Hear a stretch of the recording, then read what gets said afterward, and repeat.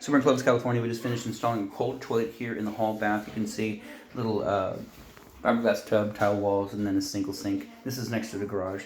And so this is a Kohler toilet right out of Home Depot, and it's a Highline Arc.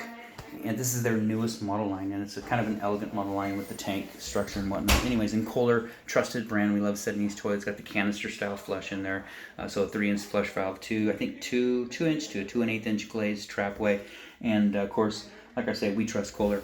We did replace the supply line, the water supply line, with a Fluid Master 3/8 by 7/8 by 20-inch braided stainless steel supply line. We do that on all new toilet installs because we want to be responsible for all your plumbing and we're done. Now, of course, shutoff valve's yours. You have a problem with that, we can replace that for you. But right now, we've checked it. It's dry. Packing nut is tight, so there's no leaking there. And it looks like it's screwed on, so everything should be good here. Anyway, so we've tested this out, run some water down it. It's filling correctly, shutting off correctly, flushing correctly. Outside of that, this installation is done.